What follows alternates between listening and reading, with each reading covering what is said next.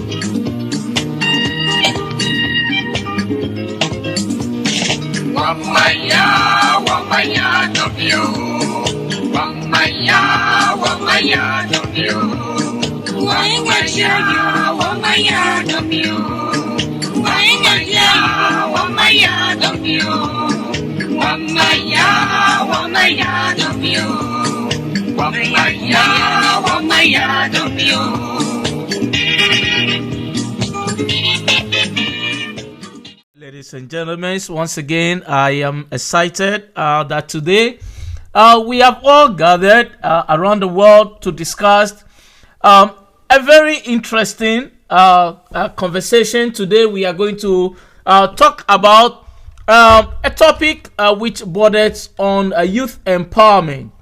I'm sure most of you know that we live in a dispensation where the involvement of youth it's so important to every nation, to every society, to every organization, and youth plays fundamental role in the development of a nation.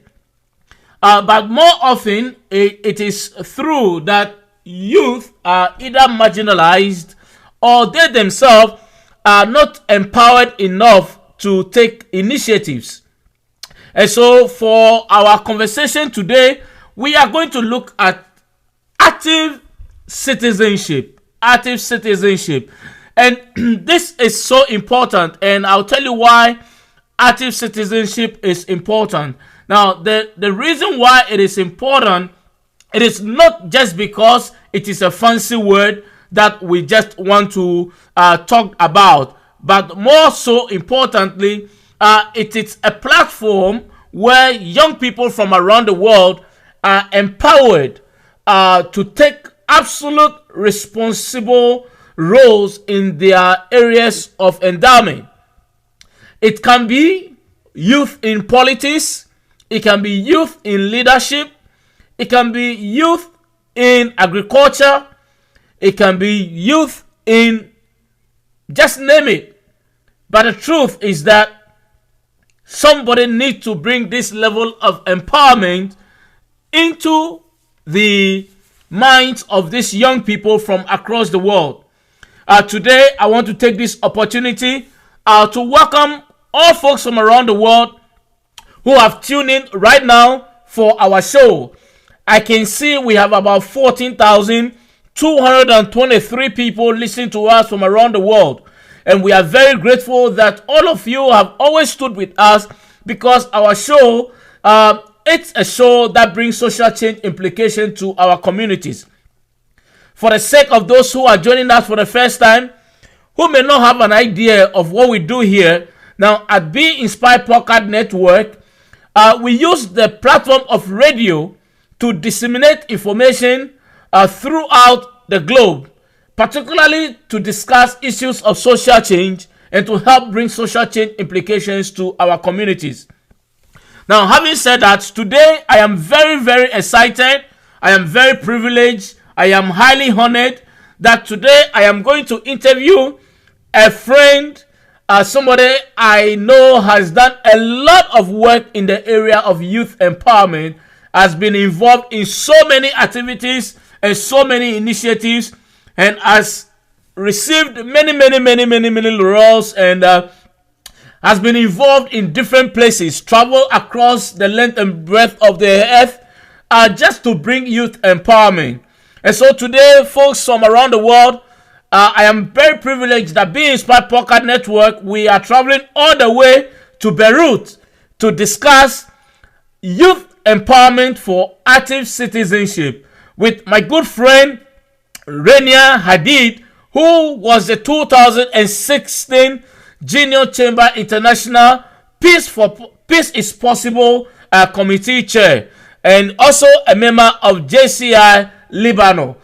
People from around the world, please help me welcome my good friend Rania Hadded. Rania, welcome to Be Inspired Podcast Network. Good morning, good afternoon, and good evening to you, dear Samuel, and to our more than 14,000 listeners from different time zones around the world. Thank you very much for hosting me on your very exciting program tonight, or this afternoon for you. Thank you very much. We are very grateful that you have stayed late. We know it is 10, almost 10:30 p.m. In Beirut, but you, because of your love for young people, you have stayed up to talk to us about your involvement with JCI and all that. But before we begin our conversation, why don't we do it this way? Why don't you take this moment to introduce yourself to our listeners from all over the world, so those who may not know you will get the opportunity to know you very well. So why don't you just go ahead and just give a brief introduction of yourself? Yes, sure. Actually, the honor and the privilege is mine to be a guest of your show. Thank you very much once again. My name is Rania Hadded, and I am a Lebanese who lives in Lebanon.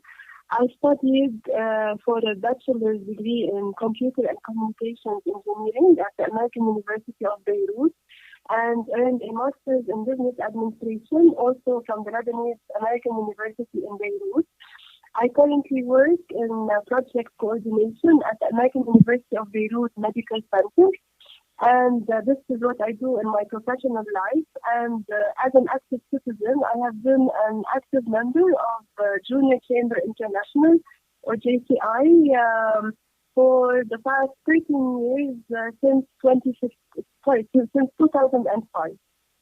That is me in a nutshell. Very much, and that's indeed a very brief introduction, and I am very grateful that you spend this time. So you talked about your involvement with JCI, and you had also mentioned that you've joined JCI some decade plus ago.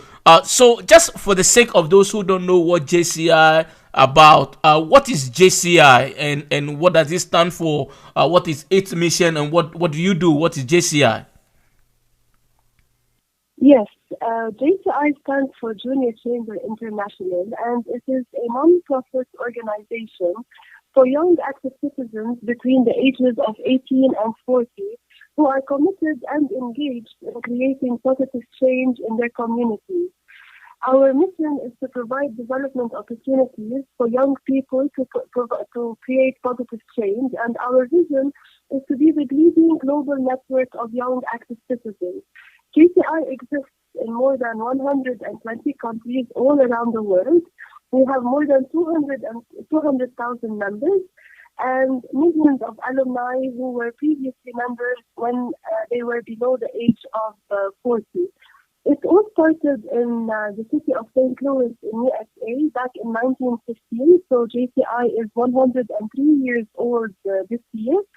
And it is headquartered over there. Our world headquarters is located in St. Louis.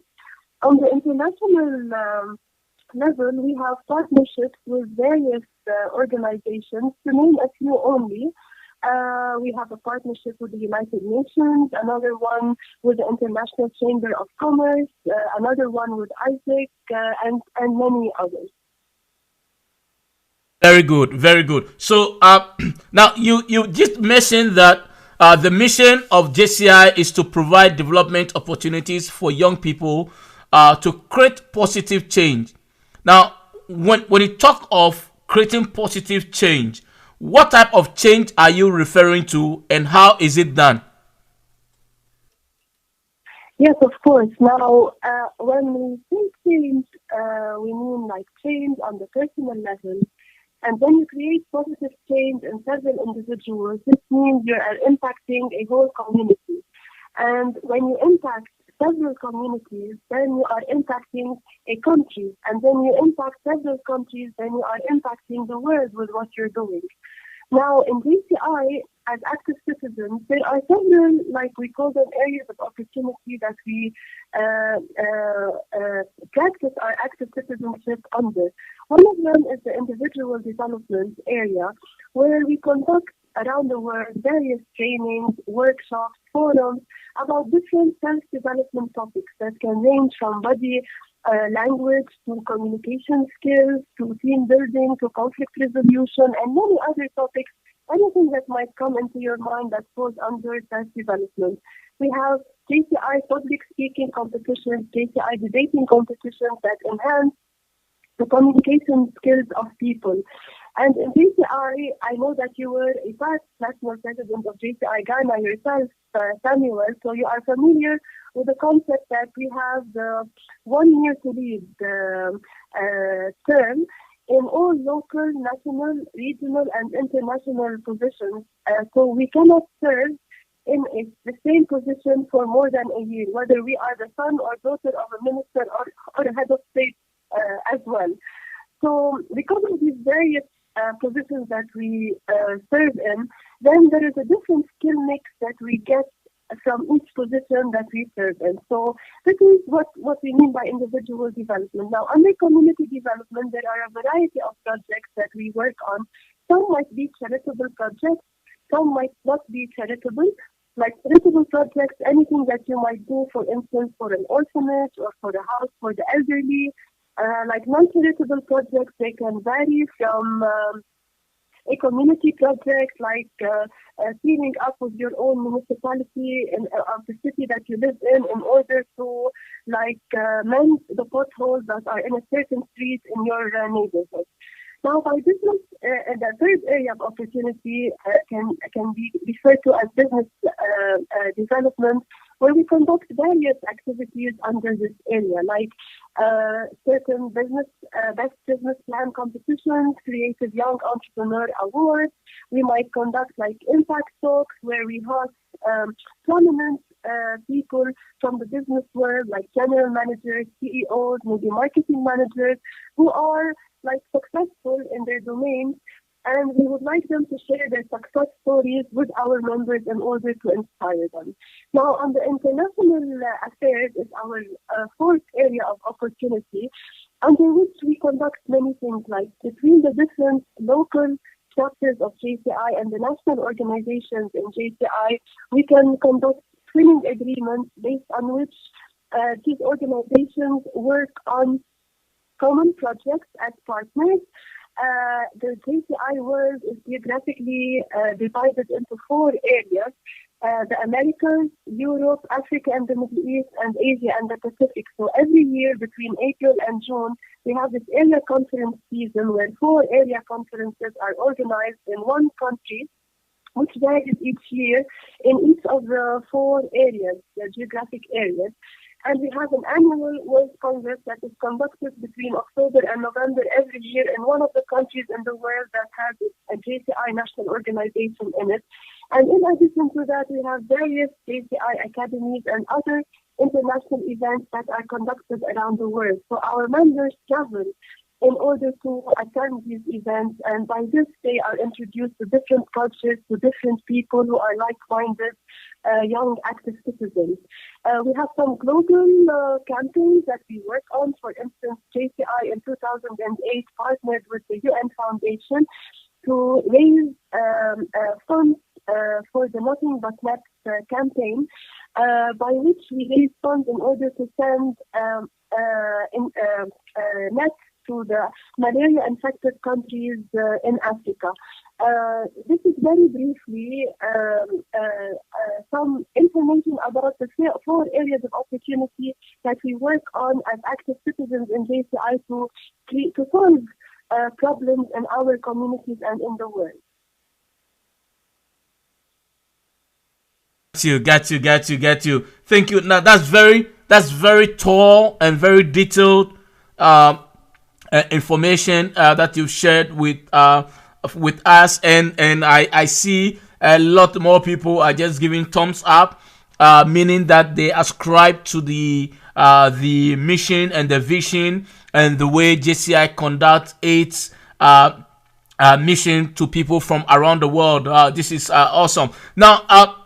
Now, so I myself, like you rightly so, I have been involved with JCI for a very long time, and since 1996, I came to the realization that this organization is an organization that empowers people from all over the world, and a lot of people who have gone through the rank and files of JCI, and they have become great speakers, great leaders from around the world. But having said that, you as an individual, Rania, you have served in many positions within the organization, and you have as well received many awards for your work. Now, just tell our listeners a bit about your long career with JCI and where you see yourself in the future again with Junior Chamber International. Well, Samuel, I'm impressed. If you have been a member since 1996, you are a JCI veteran far before then I became a member in 2005. Okay, ever since I joined JCI, I served in various positions nationally, regionally, and internationally. In 2005, I started as a founding member of JCI Lebanon, along with another group of motivated young active citizens in my country. And then I served as National Secretary General and Vice President for Communications until I became JCI Lebanon President in 2009. And then the year after, I served as North Africa and Middle East Development Counselor, and during that year, I took part in establishing a JCI national organization both in Jordan and in Egypt. And in 2011, I had the honor of serving on the JCI Board of Directors as Vice President for Africa and the Middle East, and was assigned to 8 countries in the area. Mauritius, South Africa, Zimbabwe, Jordan, Syria, Egypt, Morocco, and Tunisia. And as a vice president, you have to travel to the countries that are assigned to you, make sure that they are conducting the JCI business properly, have meetings with various current and potential partners in order to assist these organizations in doing partnerships and getting sponsorship for their projects, sitting for TV, radio interviews, and newspaper interviews in order to give the organization exposure. So it's a very interesting experience, in addition to, of course, and most importantly, meeting with the members of those national organizations in their own countries and hearing from them the different projects, events, and the impact that they are creating in their own communities. And I was awarded last year as the most outstanding JCI Vice President for Africa and the Middle East. Then in 2012, I served as JCI UN Affairs Commissioner for Africa and the Middle East. And during that year, we created a quarterly newsletter which we would cover the various activities that were being conducted in our area under the United Nations 8th Millennium Development Goals back then. And that was quite interesting to see how well received they were in our area. And then in 2013, I served as JCI Executive Vice President for Africa and the Middle East on the JCI Board of Directors, and chaired our area conference in the beautiful country of Botswana in the southern part of the continent. And then in 2014, actually, JCI was getting ready to celebrate its 100th anniversary in 2015, and for that, an international committee was formed in 2014 in order to prepare for those celebrations, and I was appointed as the chairperson of that committee. And we worked really hard throughout the year in partnership with the JCI World Headquarters to prepare for the coming year, the centennial year of JCI. And in 2015, I served as JCI Sponsorship Committee Chairperson, where I led a team of 21 people from around the world, during which we tried to get as much donations as possible to the JCI Foundation and to the memorial wall that was constructed in front of the JCI World Headquarters in St. Louis in celebration of the 100th anniversary. And then in 2016, I served as the JCI Peace is Possible Committee Chairperson, as this campaign was the flagship campaign of the year. And I led the committee that worked on it in partnership with our world headquarters. And so from 2014 to 2016, I was awarded as the most outstanding JCI appointee. And then last year and this year, I have been supporting our organization whenever I'm asked for any assistance. So mainly this is my summary of my JCI journey so far. Wow. Wow.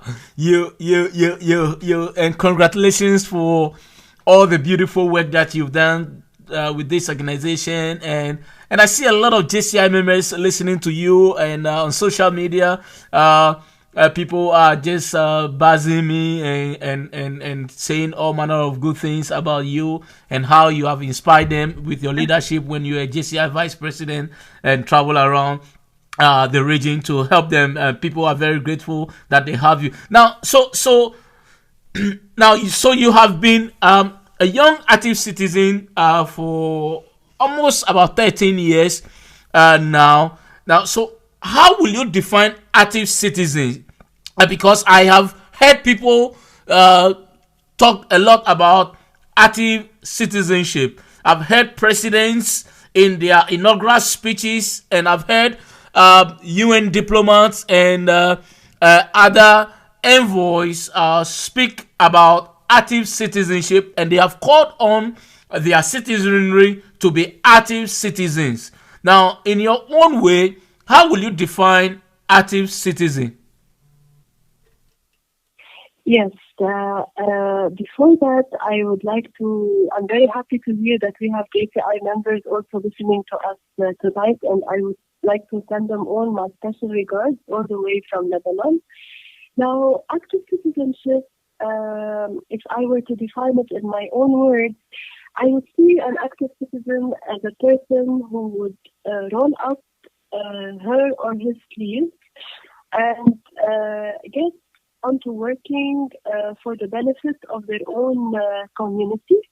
It can vary from maybe conducting a campaign to raise awareness about the importance of recycling to another campaign that might be about the importance of tree planting in the community, to other individuals who might take part in voting for the mayor of their city or for a member of the parliament in their country who would represent them on the level of the nation. So I think that active citizenship, as you mentioned, like many presidential candidates, they mention it.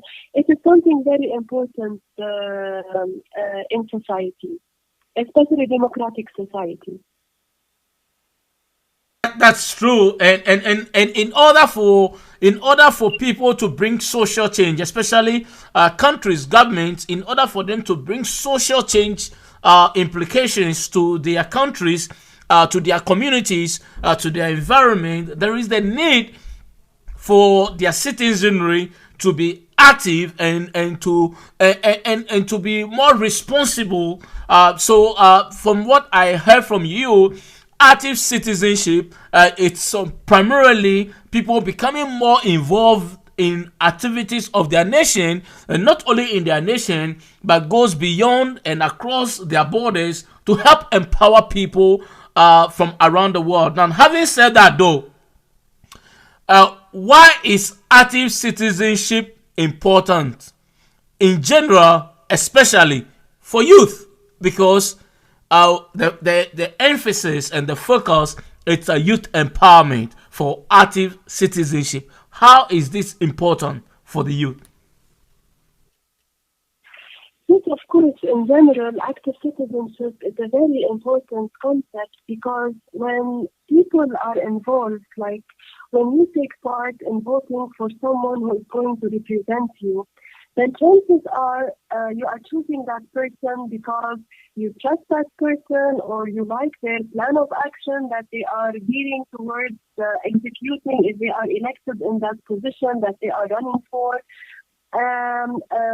So it means that if governments allow people to be active citizens, then they will get their buy-ins when there are certain rules or regulations that are passed. Chances are these people will be in line, then there will be more discipline in the country, there won't be revolutions, there won't be rebellious people, and people will be more happy, they will be able more to focus on their work, on their families, on their lives. Now, this is in general. Now, for the youth are the future. They might be potential candidates for different governmental positions. So that is why it is very important to have them be part, whether as members in different civil societies or according to the different rules in different countries, according to their age, to allow them to take part in the various elections and the civil life in the countries that they live in. Wow. Wow, and that's true. Now, quickly, let me pop your mind. Now, can you possibly mention some of the areas, particularly that you think that young people should be more active in with respect to the subject matter? Yes, of course, especially Samuel in the countries that are either underdeveloped or developing countries. Civil societies have a huge role to play because the governments have a long way to go in order or are in progress of working on becoming a developed country. So any support is needed. So when the civil society takes action in bettering communities on various levels, whether raising the awareness for the importance of education, maybe trying to eradicate job unemployment, poverty, working on in some parts of the world, maternal health is still an issue. If we put them in a nutshell, like if these active citizens work on the 2030 agenda, or what is also known as the 17 United Nations Sustainable Development Goals, then they would really be taking part in impacting their community, their country, and of course the world. Because these 17 goals there is a lot that has to be done in order to ultimately reach them, hopefully by the year 2030. Nice, and that's exactly true, and that's exactly what I was looking for. So, how did your experience as a young active citizen impact your personality, and not only you in your personality, but the people that you inspired from around the world? How did your experience as a young active citizen impact your personality and the people you inspired from around the world? Yes, of course. I do believe that my active citizenship years have shaped my character and my personality. Like initially, I was a very shy lady, very shy girl, like too shy girl. And because of my experience as an active citizen, I learned a multitude of skills. Be it understanding others more, like getting more into the psychology of people, being able to read in between the lines and detect the unsaid, being able to work in a team both as a good follower and as a good leader, learning conflict resolution, because whenever you work in NGOs, then you are working with people from different walks of life, even if you come from the same community. Like if you compare yourself to your brother or your sister, even though you are brought up in the same home and in the same circumstances, you will have different characters and you won't agree on everything. So imagine when you're working with people that you really don't know and you were not raised together with. And in addition to that, you learn communication skills, you learn persuasion skills, negotiation skills. If you're working like to get a sponsorship for a certain project, you need to be able to convince others like, why is this project important? Why do you want them to fund you or to partner with you in executing it? This is only to name a few of the skills that I personally gained, and I'm sure many active citizens gain throughout their work with other people. Now, how does this inspire others? Of course, such skills, they make you stronger, they make your personality stronger, you become more trustworthy, and then people would like to emulate you. They would like to be like you. Maybe they would trust you and they would ask you to mentor them. And so all this experience that you have should not go away when the time comes and then you stop being an active citizen. It's good to carry it on to others, to be a motivation for others in order to get the best out of them. And after all, this is leadership. Inspiring others is real leadership. And that's true because inspiration is all that people need to be able to become active in what they do. Now, there are a couple of questions that have come in from all over the world. I think I have almost 200 questions that have come that we need to ask you. I doubt if we will be able to ask all. Maybe we'll just pick some of them and then put them through and see. So let's start. Let's start with Sierra Leone. There is a caller from Sierra Leone, and the name is Bangura from Freetown. And Bangura said, "I have looked through the internet, and I have listened to you carefully, and I want to congratulate you for all the good work that you've done over the world with JCI. Now, do we have JCI in Sierra Leone? Because I have not heard of this organization before. I know there was one in Ghana, in Nigeria, but I don't know of Sierra Leone. Do we have JCI in Sierra Leone?" Thank you for the intervention of our listeners from Sierra Leone. No, actually, we don't have a national organization over there, but I would like to encourage you to visit our website on jci.cc and go to the contact us section. And over there, you can find the contact details for our regional office for Africa and the Middle East. Just send them an email and they can tend to all your questions. And if you have the mindset of an active citizen and you have some free time that you would like to utilize in a good way that would both benefit you and your community, maybe you can be the person who will take the lead in founding a JCI national organization in your country, and our regional office will be very happy to assist you with that. Thank you very much. Another question, it's also coming, and this is coming from Usman. And Usman, it's writing from Qatar. And Usman's question to you is that first he said, "Thank you so much, Renee. Thank you for the beautiful response to the questions. I am super inspired already, and I think that active citizenship is important for every nation to embrace. My question to you is that what is the role of government in ensuring that active youth empowerment for active citizenship is attained?"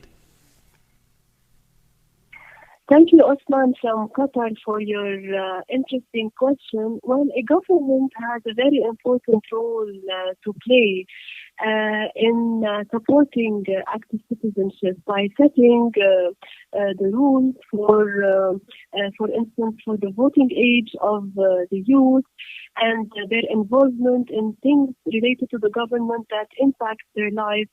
It is important for government to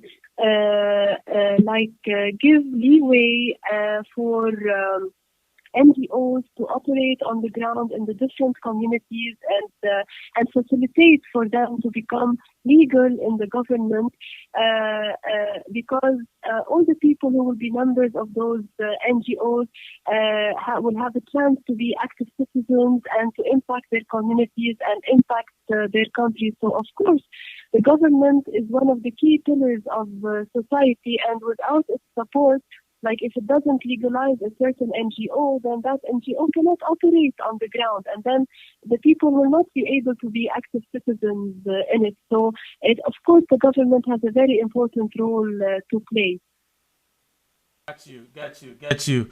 And this is also a question coming from Robert, and Robert is writing from Sydney in Australia, and he sent his message via Twitter, and his question to you is that, can you name 5 most outstanding individuals in our society today or in the past who were part of JCI? Yes, of course. But before that, I just want to add one more example to the question of Osman from Qatar about how governments can support active citizenship. For instance, there are several governments that created youth shadow government. For instance, Lebanon is one of them, and we have shadow ministers, young shadow ministers, shadow minister, for instance, for internal affairs, a shadow minister for external affairs, and so on. And they were tasked with doing projects in their own areas as a shadow minister. So this is an example. Now, for the question from our listener from Sydney, yes, of course. I can name, GCI is a non-profit organization and it's non-political. However, paradoxically, we have many politicians who were previously members of GCI way before becoming politicians and when they were before the age of 40. To name some of them, like you said, you wanted 5. For instance, JFK was a member of JCI. Prince Albert of Monaco was a member of JCI, and he is a JCI senator. And to this date, he supports activities that are conducted by JCI Monaco. For instance, JCI European Conference that was conducted in Monaco in 2013. He attended it, and he was like a VIP guest, of course, and he hosted a reception for all the chief delegates and the JCI board of directors when they were in Monaco. The current deputy prime minister of Japan, Taro Aso, was a member of JCI previously. Past President Nixon from USA was a member of JCI, in addition to Clinton, and we have many others, other heads of state, and Jacques Chirac, for instance, was a member previously as well of JCI. So I gave you 6 instead of 5. Wow. Meaning that there are a lot more, and Robert, I can also add, because I have been an active member of JCI, there are so many. The list goes on and on and on and on and on and on. You know, a lot of past presidents of the United States, as well as folks like Kofi Annan and co, were all part of this beautiful organization that has Yes. developed and have a role to play. And as if you may not know, uh, even last year at the JCI World Congress, the guest of honor was His Excellency Kofi Annan.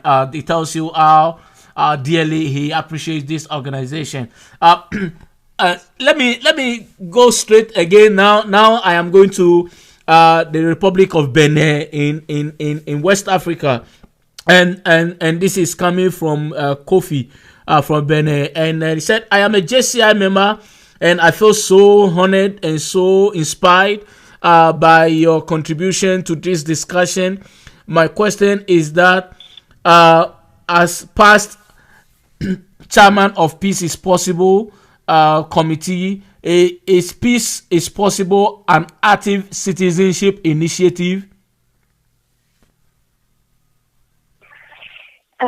Thank you, Kofi, for your intervention, and I look forward to meeting you in Cotonou in May for our Africa and Middle East conference from 9 to 12 May this year.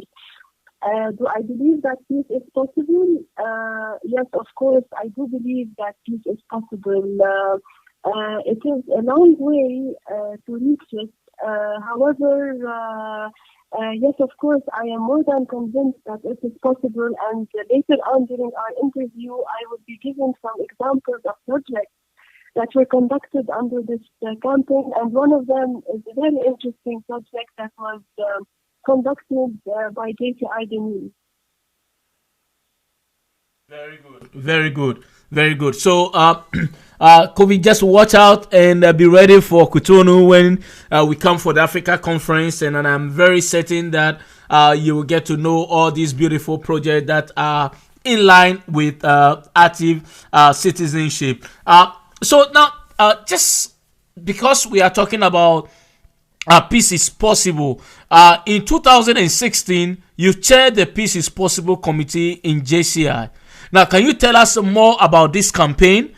Because, you know, when you say peace is possible, well, there are different school of thoughts. There are those who thought that peace is never possible.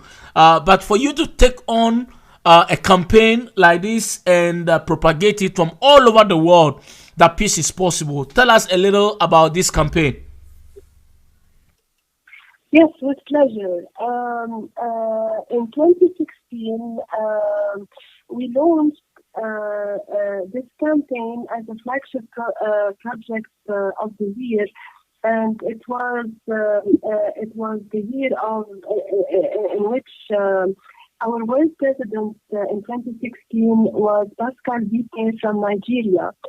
So, in collaboration with our world headquarters, this idea became the flagship project of the year. And initially, people were quite skeptical about, like they were saying, are you really going to reach a point by the end of 2016 when there will be peace reigning all over the world? And so this was not the idea. We know that this is not possible, and the idea was not to lie to people. On the contrary, we tried as much as in the troubled world that we live in, with all the violence and all the terrorism that we find in the news on every single day, on every news channel all over the world.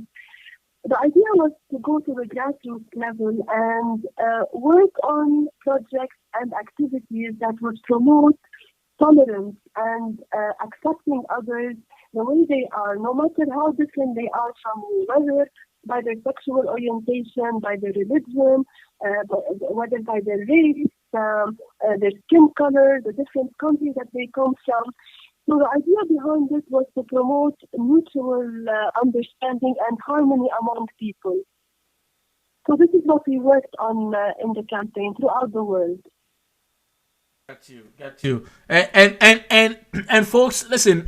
Peace is possible. Anybody who believe that peace is not possible have not necessarily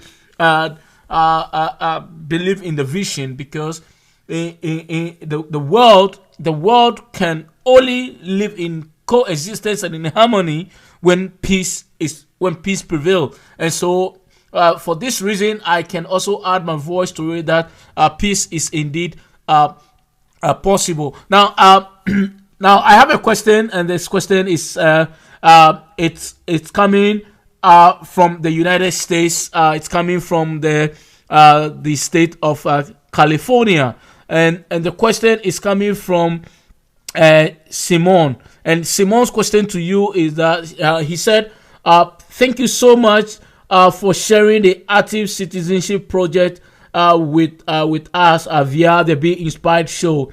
I am very interested in this project. I am a business owner. I've grown past the JCI age. How can I get involved to help support the vision?"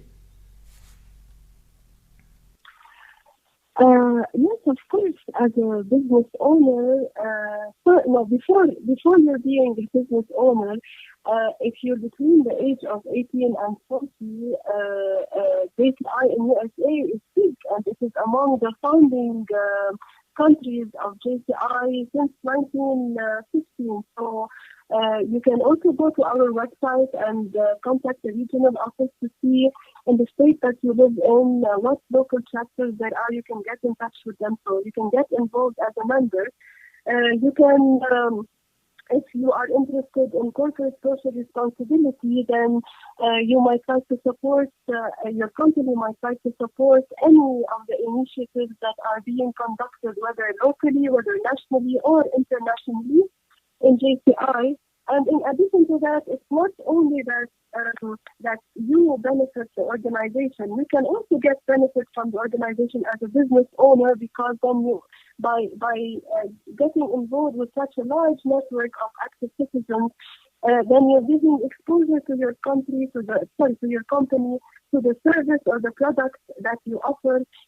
Then, because of all those connections that you might do in JCI, you might open new markets for whatever service or product that you have. And by the way, the JCI Area Conference of the Americas is taking place this year in USA in Miami. So you might be interested in attending this in order to get a better idea of what JCI is on the international level. And you can, if you visit jci.cc, Simone, then you can go to the section under events, and you can find the link to the area conference in Miami to get more details if you're interested. Very good, very good. So I will ask Simone, I will ask you to take advantage of this, and whatever contribution you can provide to these active citizens, it will be of great interest, especially since you are in the United States as well. So now there's a question coming from Ghana, and this is coming from Mami, and Mami said that, hey, we all love you. We love you so much because you have been a great inspirer to all of us. You are the reason why JCI Ghana continue to strive, and we want to thank you so much for your leadership over this organization. We are all waiting patiently to see you again in Cotonou when we meet in the month of May. My question to you is that active citizenship. You've talked about the role of government in ensuring that citizens become active and responsible. But again, let me ask this question. What is our individual role to become active citizenship? Should we always have to wait for government before we become active citizens? Thank you, Manny, for your kind words. I visited your national organization twice, both in 2013 when we had in Accra, we had our first national citizens meeting for Africa and the Middle East, and then again in 2015 for our area conference. And I have many friends in JCI Ghana. Now, to come to your question, actually, no. the role of an active citizen is not to wait for the government to take action, because if the government does everything for us, then there's no need for us to be an active citizen, because everything is done and life is good. But the role of an active citizen is complement what the government is trying to do. This is why you need to take the initiative. You need to see what your community needs and start working on it, not just wait for your government. Got you. Great. So, folks, I know you are enjoying yourself. A lot of questions are pouring in. Let me say a good afternoon to Sylvia Sampana in the Virginia, in the United States of America. Thank you for tuning in and enjoying yourself. Let me also say good afternoon to my friend T Blaze, all the way in the state of Ohio. Also for tuning in to the show and having fun and enjoying yourself. I know you've mentioned that you want to be part of JCI, and so I'll talk to you off air once we're done, and I will show you what to do, and you can become part of this wonderful organization. So, Rania, now tell me now, do you think that the years of active citizenship of youth can better prepare them to take on responsible roles in their countries, i.e., politicians, security officers, administrators, doctors, lawyers, engineers? Do you think that if young people become actively involved in this active citizenship project, they will be well prepared to take on some of this responsibility? And if you believe so, why do you think so? Yes, of course. I do believe that active citizenship is a very important school for future politicians, for the simple reason that a politician or a diplomat or a security officer is also an active citizen, but on the nation level. Other active citizens, probably the young active citizens, are ones who are operating on the sometimes on the level of their community, and of course maybe sometimes on the level of their country. However, as we mentioned, there is a huge skill mix that active citizens can benefit from their work with people from different walks of life and different projects and activities that they work on, whether they are leadership, whether they are bettering things that they do. So, of course, this is very important. It's very important for politicians to start as active citizens who were really and sincerely working in order to serve their community. After all, a politician is a civil servant. Now, some politicians become so just because they are interested in the connections that they might do, or because of the prestige of the position, or maybe the money that they can generate. However, politicians of substance many politicians of substance were initially real active citizens in their societies previously. Get you. So, again, clearly, folks, this shows that when you become active in this process, you are well prepared. The reason is not just because this is a fancy name, but you are put through rigorous trainings and your capacity is built enough to be prepared for the next level of your life. And so it's a project that I would encourage everyone from around the world to be involved in, because I guarantee you that by the time you are prepared to take over a responsibility, you have received enormous training and you will never regret being a part of this project. Now, I'm looking at the clock, and I know we should be getting ready to be wrapping up, and I have so many questions coming in. There's another question right now. This question is actually coming from Nigeria, and the question from Nigeria is coming from Ayod, and Ayod says that thank you again. We too here in JCI Nigeria, we love you so much, and we love you very well for all the leadership you have provided to our organization. My question to you is that when are you visiting Nigeria again? Thank you. Thank you very much for your Nigerian hospitality. I might have plans to pass by Nigeria before our area conference in Cotonou or after it. This is to be confirmed, and I would love to meet you over there. That would be great. So hey, folks in Nigeria, you better organize and put up a 1 day training workshop for her. She's too experienced. You cannot just pass your country without taking advantage of her to organize an event. So just in case she decides to pass through Nigeria, I will encourage you and your team to put up 1 day conference for her to train all your people before she leaves. You know, she lives all the way in Beirut, and it's not easy to get her to come down. So when you get here, take advantage of her.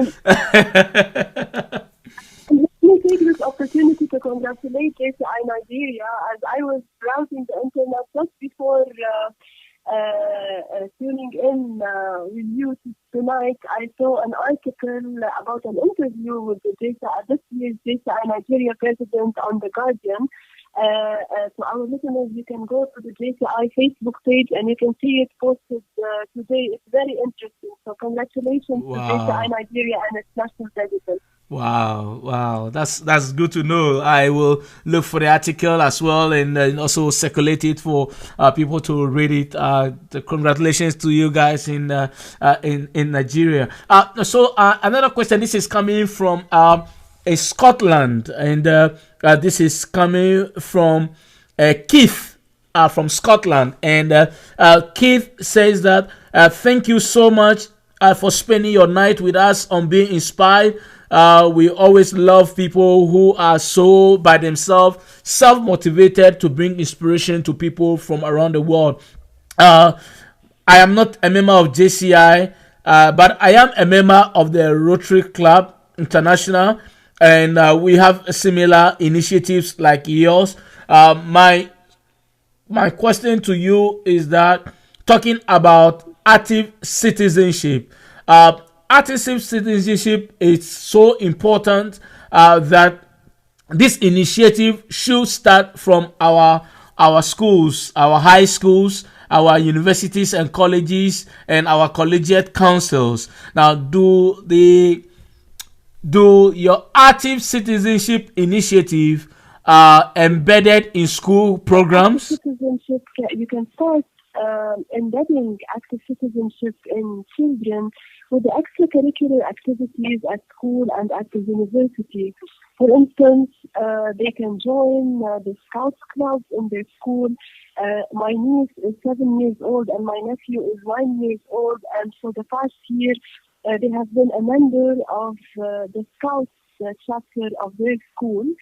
And it has become trendy in schools nowadays for students to enroll in the MUN program, which is the Model United Nations, in which they take part in various conferences around the world and initiatives in which they mimic the role of the United Nations and the delegates, the heads of states in the United Nations General Assembly, and they learn a lot from there, and of course it shapes their personality.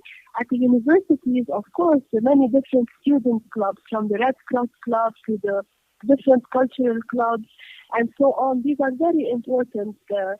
For instance, when I was a student at the American University of Beirut, when I was studying engineering, we had a chapter for an international society called the IEEE, or the International Electrical and Electronics Engineers.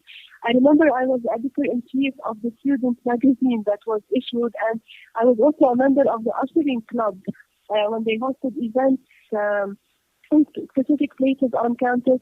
I would join other students in ushering the people in and taking care of them. So, of course, it starts over there, and multinational companies, whenever they approach like university final year students in universities to recruit them, they don't only look on their grades. You don't really need to be the top of your class. Of course, there is a basic minimum that you have to achieve academically. However, they also look at your extracurricular activities. Now, in JCI, there are many different examples that I can give to you. For instance, in previous years, JCI Syria conducted public speaking competitions in different schools in the country.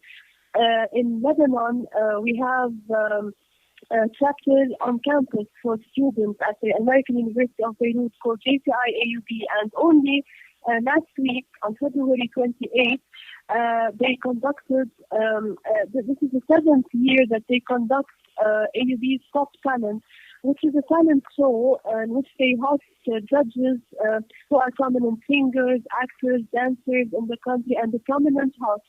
And then they do auditions where students come and audition with various talents, be it dancing, be it performing on a certain musical instrument, or singing, or many other things that they are talented in. And it is amazing to see how talented they are. So in Nigeria as well, we have many collegial chapters, JCI chapters on various campuses in the country. So, of course, it can start from the level of the school and the university. Got you. Yep, because the universities plays a very fundamental role in building capacity of young people to become active citizenship, folks. So now this is a question which is also a very interesting question, and it is coming from Guinea, in West Africa, and the question here is that now, what role does women plays in active citizenship? Most of the time, it turns out that women are relegated, and women are always looked down upon. And because of our cultural differences, sometimes women are not allowed to play a pivotal role in the social change process. As an active citizen, what would be the role of a woman in an active participation? This is a very interesting question from our friend from India. Women are a pivotal element in society. And that's why this month is dedicated for women. On March 8th, we will be celebrating the International Women's Day. Now, of course, it can vary from culture to culture. Some cultures, they permit women to be an active citizen. She can be a member of NGOs. She can be a member of the parliament. She can be a minister. There are also countries that have female heads of state. And in other countries, for instance, this is not as common. However, a woman can start from home, from her own home. Let's say if she lives in a country that prohibits the interaction of women in such in civil society organizations, at least she can encourage her children to take part as much as they can. If they are females in extracurricular activities, that take part in school, in the university. If this is prohibited later on in society, then maybe at school or university there are certain activities. And of course, her male children as well, to take part and to be active in civil society, whether in school, whether in university, and whether in later on in their life.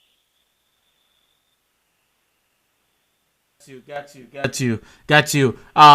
And that's so true, because we are at the point where, like, folks, listen. Because of the nature of my background, I don't consider leadership to be a man or a woman. Leadership is leadership.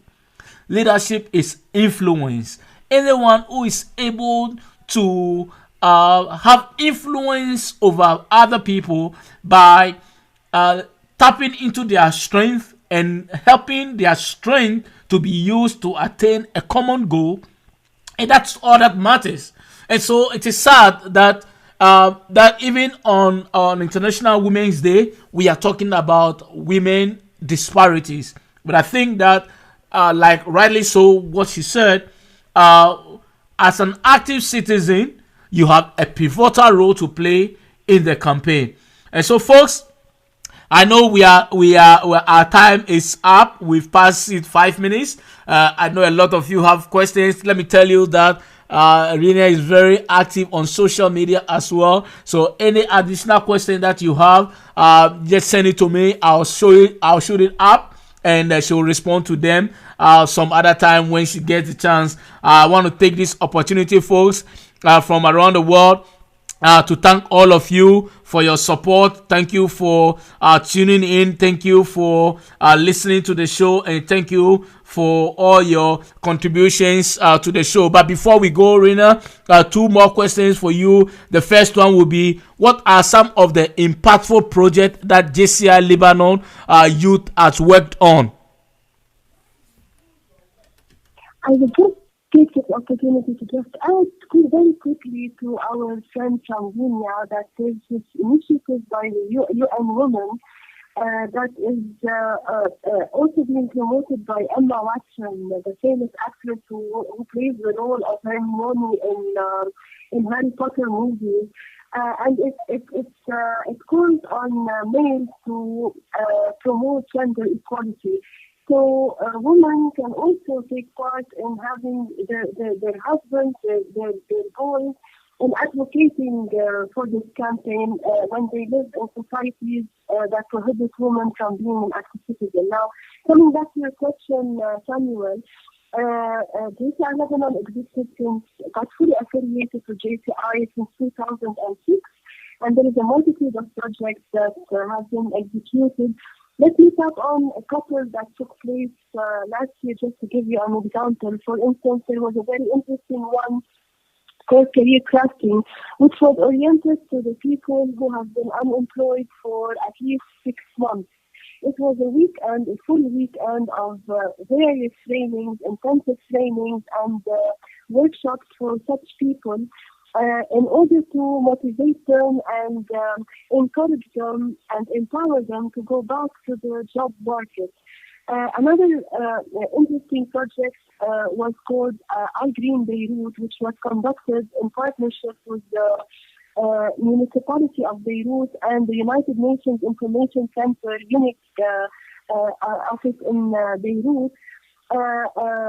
Beirut is a lovely city with many buildings, and it lacks a lot of greenery. So the idea behind this initiative was to find ways to create awareness about the importance of creating more green spaces in the city. So they chose a Saturday last November in downtown Beirut, where there were different activities for the children to inform them about the importance of planting, and there were experts in the field over there in addition to fun activities.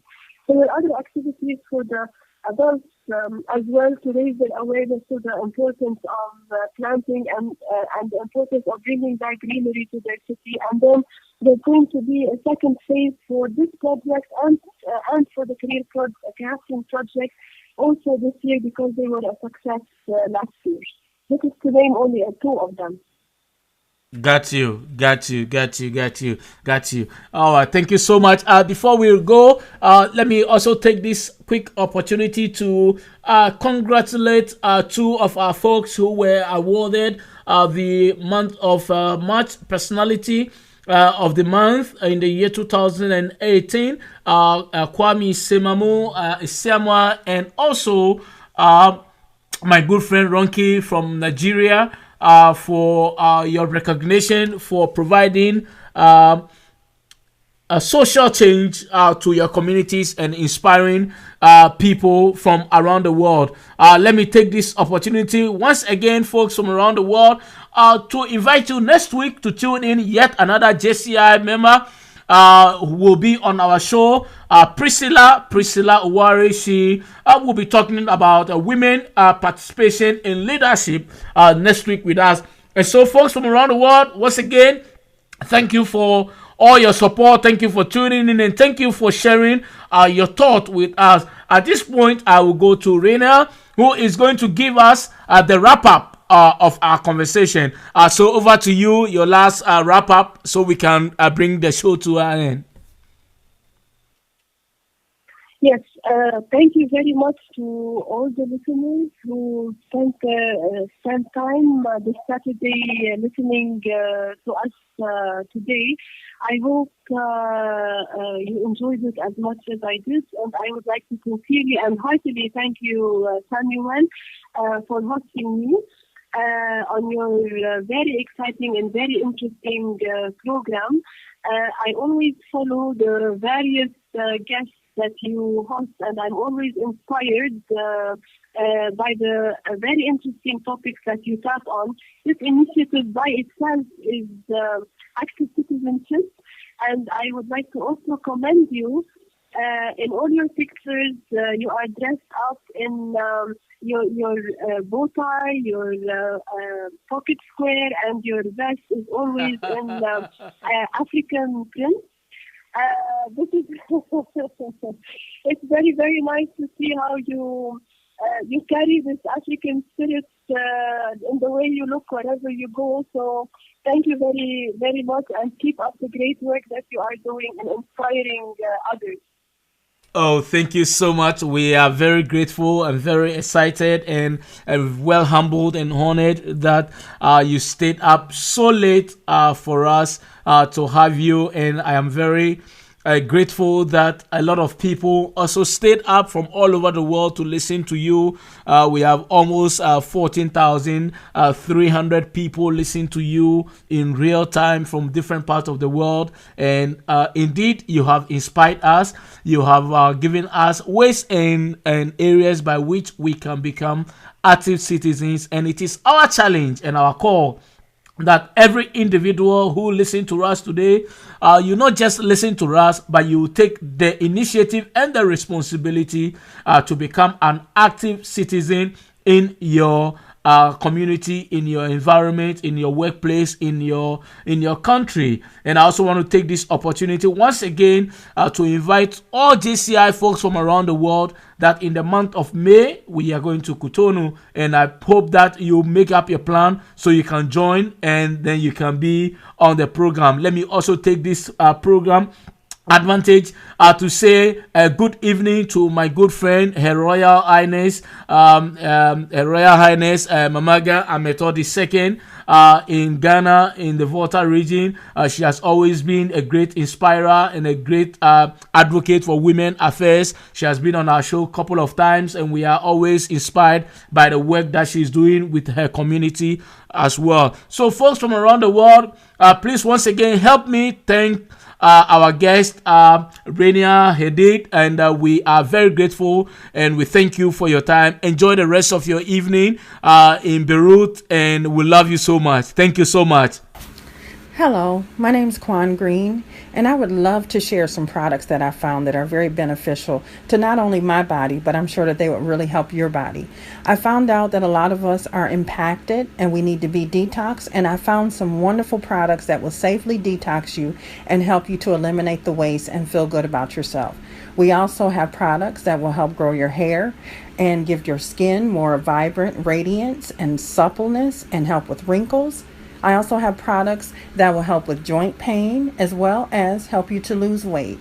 These products are all natural, therefore you don't have to worry about putting something in your body that's going to add problems to the problems that you may already be facing. So if you're interested, please give me a call at 706-426-1471, or you can email me at preciousjewel492@gmail.com. Thank you and have a blessed day. Welcome to Weekend Night Live, hosted by Samuel Jacobs Abbey, where we play music, talk shows, and interviews on Be Inspired Podcast Network. Stay tuned and keep your dial on www.beinspiredpodcast.com. Don't forget to stay connected, be inspired, be unique, and be different.